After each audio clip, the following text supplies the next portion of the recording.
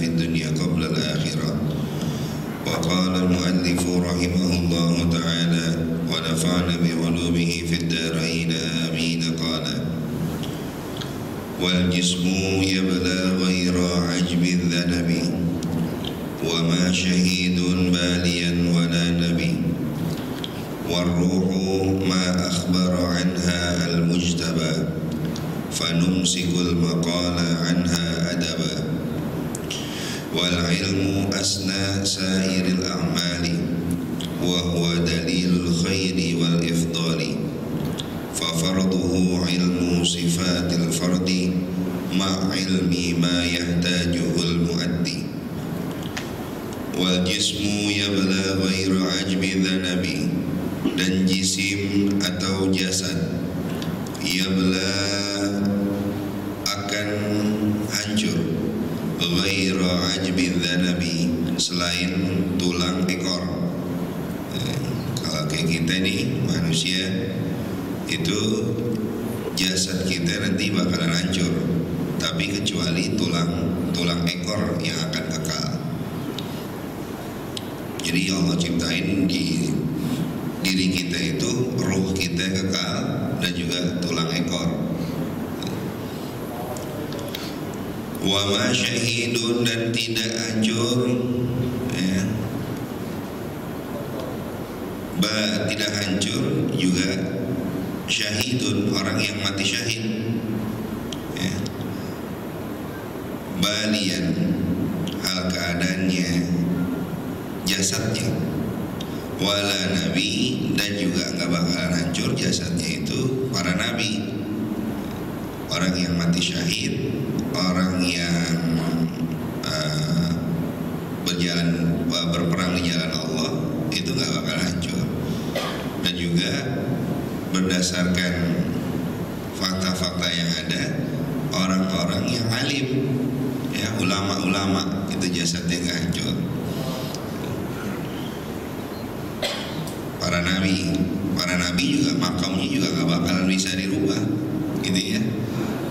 Dari mulai Nabi Adam sampai dengan Rasulullah Sallallahu Alaihi Wasallam itu udah jaminan Allah nggak bakalan bisa dipindah-pindah, karena desas-desus banyak orang yang berusaha untuk memindahkan makam para nabi ya. Seumpamanya Nabi Hud di Yaman itu nggak bisa, apalagi makam Rasulullah itu pernah sampai ada orang yang pengen mencuri jasad Rasulullah gitu. Allah lindungin gitu ya jasad Rasulullah, jadi nggak berhasil. Waruhu ma akhbara anha al-mujtaba dan ruh ya, apa-apa yang dikabarkan anha daripada ruh al-mujtaba oleh Rasulullah. Jadi kalau Rasulullah ditanya tentang ruh udah nggak ada jawaban gitu ya. Fanumsikul maqal, maka diam dengan perkataan anha daripada itu tentang ruh, adaba sebagai adab. Jadi dalam kita menjalankan syariat ada perilaku yang sesuai dengan syariat disebut adab. Syariat memerintahkan untuk tidak membahas tentang ruh, berarti kita juga nggak boleh gitu ya. Banyak yang perkataan-perkataan itu yang perintah syariat itu kita untuk diam, itu untuk selaku adab Ahlussunnah wal Jamaah begitu. Ketika pertikaian antara Sayyidina Ali dengan Sayyidina Muawiyah, beliau berdua adalah merupakan seorang sahabat, tapi akhirnya bertikai, tapi kita diam, nggak boleh membahas lebih jauh lagi. Begitu juga dengan Siti Aisyah seperti itu. Jadi cukup tahu pertikaian itu, tapi kita mengambil sikap diam. Itu untuk menjalankan adab. Jadi kadang-kadang karena memang manusia itu pinter gitu ya, sampai dicari seluk-beluknya bagaimana, akhirnya ketemu sesuatu yang nggak sesuai dengan harapan dia, bisa merusak akidahnya dia.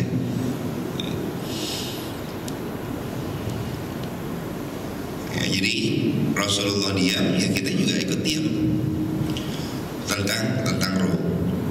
Wal ilmu asnasa iril amal, dan ilmu ya, asnasa iril amal adalah yang paling luhurnya seluruh amal-amalan ya. Dari mulai amalan sholat, amalan puasa, amalan zakat, yang paling mulianya, paling tingginya itu mencari ilmunya tuh. Jadi nggak ada lagi itu, yang paling tinggi adalah mencari ilmu. Makanya para ulama itu diurutan paling atas ya, dalam hal masalah rezeki, masalah segala sesuatunya, itu ulama paling atas.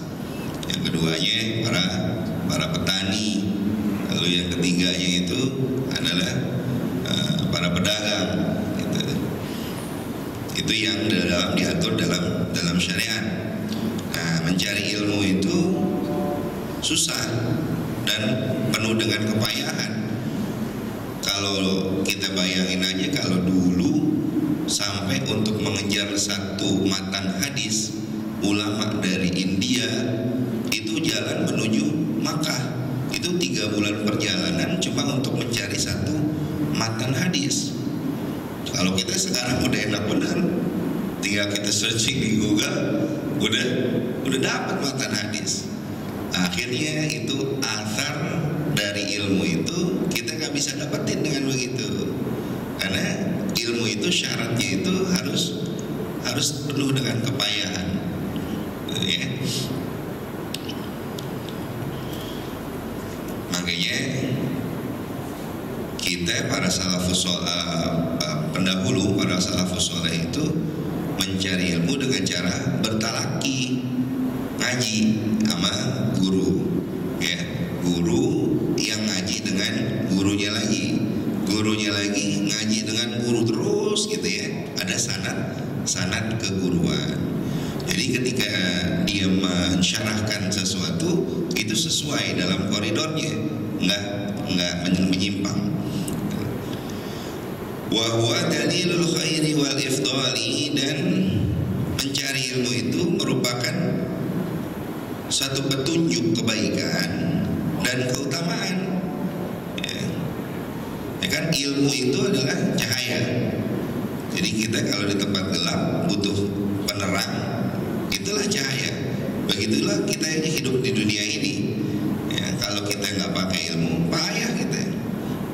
Ilmu agama dalam hal ini ya, bukan ilmu pengetahuan, ilmu agama, karena kita nanti akan mengalami namanya yaumil akhirat. Apa nih yang mesti kita cari ya? Dunia itu tempat bercocok tanam gitu ya, cocok tanam tentang ibadah kita gitu, dipenuhi dengan ya kebaikan gitu.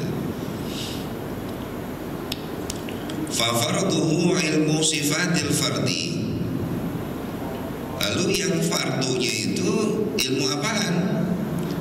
Ya, sifatil fardi, yaitu ilmu tentang sifat-sifat Allah yang esa.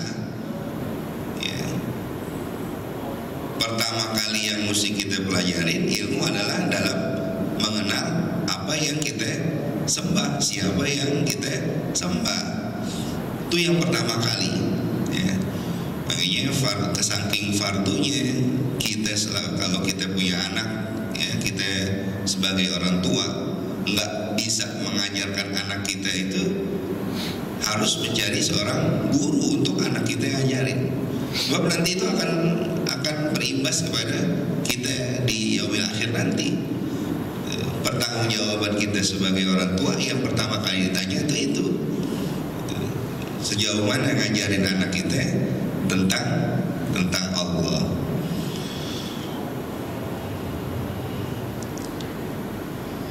Ma'ilmi ma yahtajuhul muaddi, serta ilmu yang dibutuhkan oleh orang muslim yang menunaikan kewajibannya.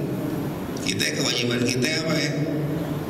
Terdapat dalam rukun Islam, syahadat. Nah itu yang pertama tuh ya, 2 kalimat syahadat itu ilmu ilmu tentang sifat-sifat Allah, tentang sifat-sifat Rasulullah. Lalu kedua, kewajiban kita sholat, ilmu tentang sholat. Bagaimana hukum seandainya aurat kita kelihatan oleh orang lain di depan kita, umpamanya seperti itu kita mesti tahu ilmu-ilmunya supaya kita jadi sempurna mengerjakan satu inilah ibadah sholat tentunya. Lalu puasa, kita harus tahu ilmu puasa, bukan sekedar hanya menahan lapar dan haus saja, ya. Kita mesti tahu juga waktunya, kita juga mesti tahu kapan berbukanya. Kalau sekarang sih enak, udah ada jam, udah diatur. Kalau dulu kita lihat matahari, ya, jadi melihat fajar sodik gitu. Nah, lalu zakat, ilmu zakat juga kita mesti tahu, ya. Kita bertani, zakat yang harus kita keluarkan gimana, ya.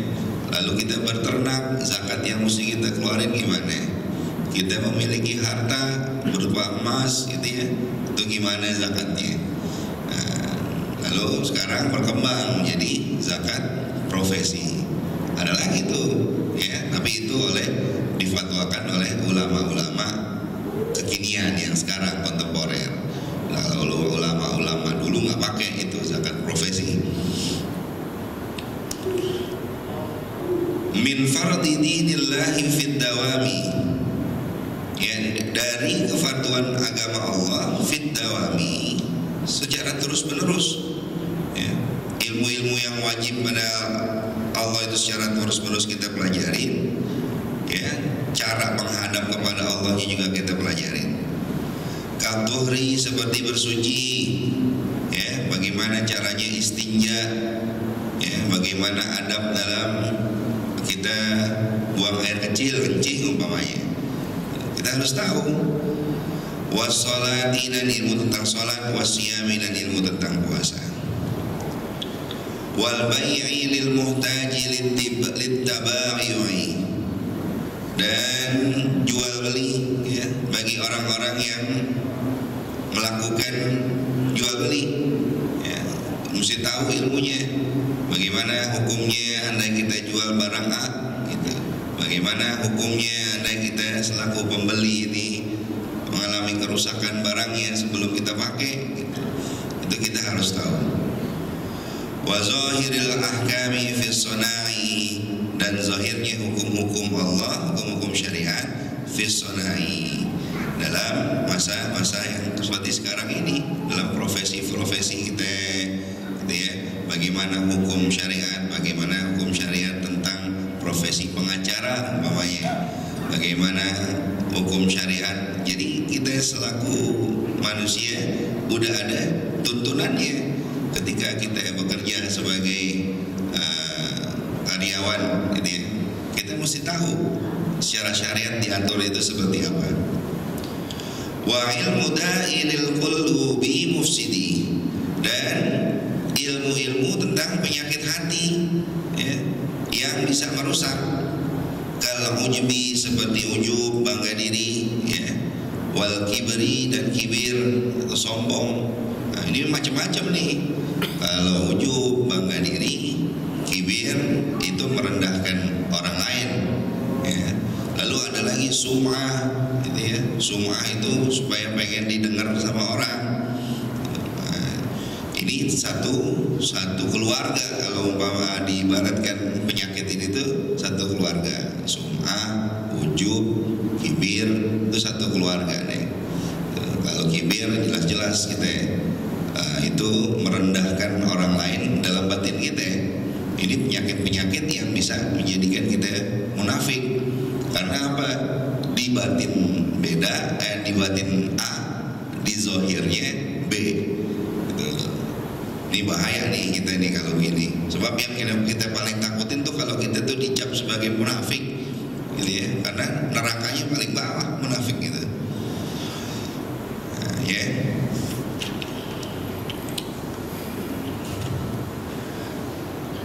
Wal hasadi, dan penyakit hasud atau iri dengki. Nah, ini juga penyakit iri dengki ini, hasud gitu ya, yang yang menyebabkan kerusakan-kerusakan di mana-mana. Kita ini di belahan negara mana aja yang merusak itu bukannya apa-apa ya, yaitu hasad, dengki, gitu ya, iri hati gitu. Nah, ini yang penyakit yang dimiliki oleh orang-orang Yahudi, orang-orang Nasoro gitu. Wa ma siwa hadza minal ahkami, dan adapun siwa hadza selain ilmu ini, minal ahkami daripada hukum-hukum, fardu kifayatin 'alal anami, hukumnya fardu kifayah atas ini alam gitu ya. Jadi ada yang fardu ain hukumnya kita pelajari itu ilmu agama. Ada yang fardu kifayah. Kalau sekampung ibaratnya nggak ada yang ngerjain itu fardu ain menuntut ilmu agama, jadi akhirnya dosa sekampung. Ya kita di DKI Jakarta gitu ya, nggak ada orang yang menuntut ilmu agama gitu ya, adanya majelis zikir aja di mana-mana, itu akan jadi percuma gitu ya, bakalan jadi dosa. Malah mesti ada yang namanya majelis ilmu. Apalagi anak-anak muda sekarang demennya itu dengan majelis zikir, bukan dengan majelis ilmu. Justru yang penting itu fardu ain itu adalah majelis ilmu. Kullu muhimma qasadu tahassulah. Fardu kifayah itu tiap-tiap perkara yang penting ya dalam syariat ya, yang mereka menyengaja min ghairi ayyatabiru manfa'ala, menyengaja untuk melakukannya tanpa melihat siapa yang ngerjain. Pokoknya yang penting ada yang nunain, udah sah deh semuanya. Misalkan kayak kita sholat jamaah ada beberapa ulama bilang itu adalah fardu kifayah ya, bukan fardu ain. Kalau fardu ain tetap yang orang-orangnya. Kalau misalkan satu masjid umpamanya nggak ada yang ngerjain sholat di masjid itu, ya di lingkungan masjid itu jadi dosa deh begitu.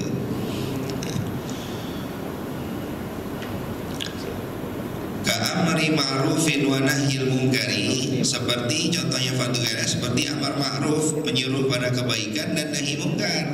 Kayak kita sekarang di Jakarta ada satu lembaga namanya itu Front Pembela Islam, yang kerjaannya itu adalah amar ma'ruf nahi munkar. Mungkin kita udah menjalankan amar ma'ruf seperti sekarang ini, mengajak kepada pengajian, mengajak kepada kebaikan. Tapi yang susah itu adalah nahi munkar. Ya, kita ngelihat ada sebelah kita tempat maksiat, kita nggak bisa, kita cuma doa doang, gitu ya, supaya ini tempat maksiat tutup, misalkan umpamanya gitu. Akhirnya hal-hal seperti Front Pembela Islam itu menutup kekurangan kita, gitu ya. Karena dengan mereka itu nahi munkar yang ada di wilayah kita ini bisa ditutupin oleh lembaga-lembaga seperti itu ya. Lalu bagaimana dengan pemerintah? Pemerintah itu nggak ada urusannya, karena ini adalah menyangkut menjalankan ibadah, menjalankan agamanya, syariatnya, gitu ya. Jadi amar ma'ruf nahi munkar itu hukumnya fardu kifayah. Kalau kita nggak bisa, misalkan menutup tempat-tempat maksiat, harus ada orang yang bisa nutup itu tempat maksiat, supaya kita juga nggak dosa semuanya satu kampung, gitu. Akhirnya hukumnya adalah fardu kifayah ya. Wa iyazunnan nahya lam yu'athir ya. Meskipun ia menduga bahwa pencegahannya itu tidak akan berpengaruh ya, tetap kita harus tentang di dalam hati kita. Kalau ada segala perkara yang nahi munkar, kita tentang. Kita lewat di depan orang-orang lagi main judi umpamanya, kita jangan lewat begitu aja, tetap dalam hati kita sebutin, nih orang dosa nih ngerjain harus kita tentang di dalam hati kita ya. Wallahu a'lam bishawab.